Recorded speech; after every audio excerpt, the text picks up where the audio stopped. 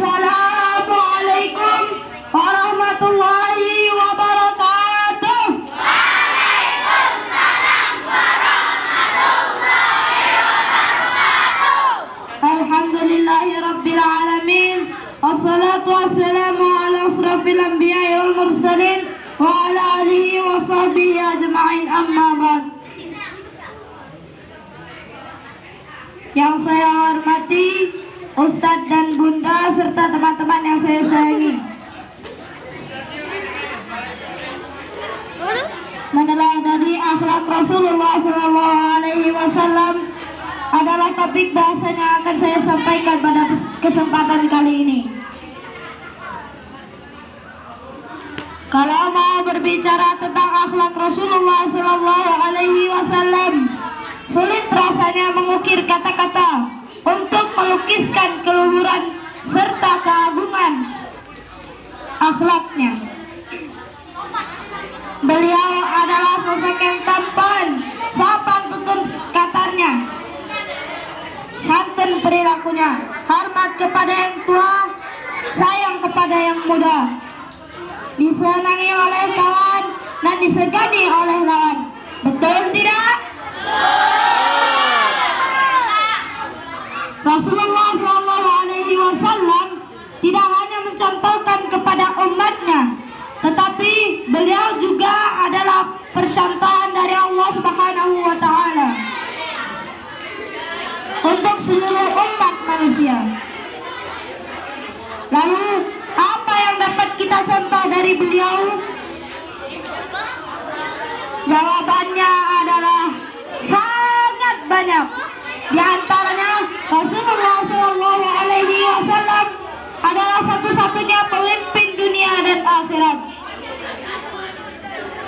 Sejarah membuktikan jika Nabi Muhammad SAW menutup mata, siapa yang dipanggil di akhir hayatnya? Yang beliau katakan adalah ummati, ummati, ummati, umatku, umatku, umatku. Bukan kayak pemimpin zaman sekarang yang cintanya cinta monyet. Kalau cintanya hilang, maka sisanya tinggal apa? Apa ada pemimpin zaman sekarang yang matinya nanti dia panggil rakyatku, rakyatku, rakyatku? Tidak akan ada. Satu-satunya pemimpin dunia ini yang betul-betul mau berkorban untuk kita semua hanyalah Rasulullah SAW. Saya buktikan dari satu kisah yang dahsyat. Ketika beliau Mi'raj, sempat diperlihatkan surga oleh Allah Subhanahu wa Ta'ala. Lalu beliau masuk ke dalam surga. Kemudian beliau melihat keindahan-keindahan surga. Lalu apakah dengan melihat keindahan-keindahan surga, lantas beliau terlena dan lupa terhadap nasib umatnya yang masih di bumi? Tidak. Nabi Muhammad SAW keluar dan ditanya oleh Allah Subhanahu wa Ta'ala, "Ya Muhammad, kenapa engkau buru-buru keluar dari surga ini?" Lalu apa jawab Rasul?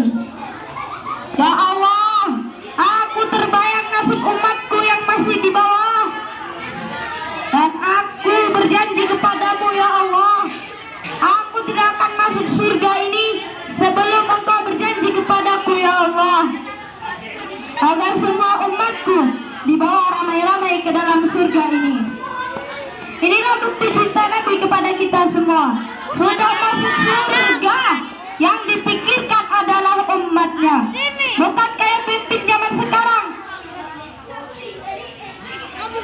Baru dibeli surga-surgaan, sudah lupa terhadap nasib rakyatnya. Pantaslah Allah Subhanahu wa Ta'ala menegaskan pada surat Al-Ahzab ayat 21 yang berbunyi, "Laqad kana lakum fi Rasulillahi uswatun hasanah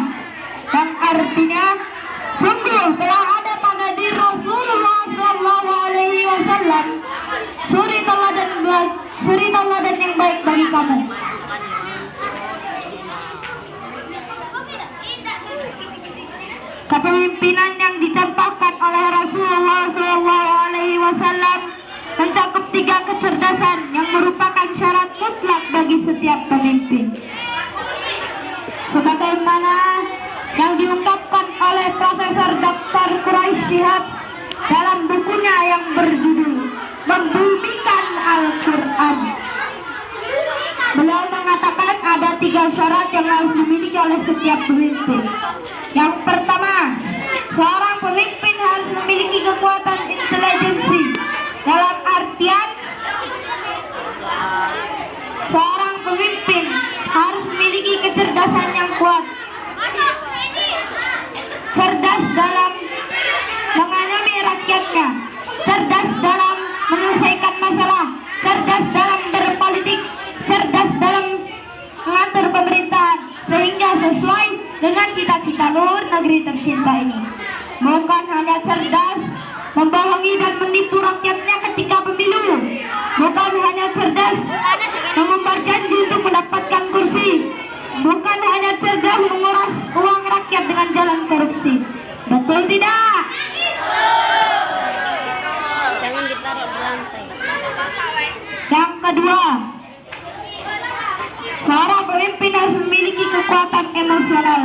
Dalam artian, seorang pemimpin harus cerdas mengolah rasa dan perasaan yang tidak hanya mementingkan kepentingan kepuasan pribadi, tetapi yang paling utama adalah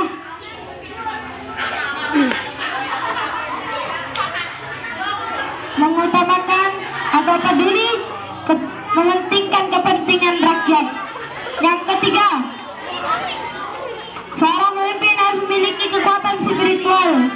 Dalam artian kecerdasan yang bertanggung jawab di hadapan Allah Subhanahu wa Ta'ala.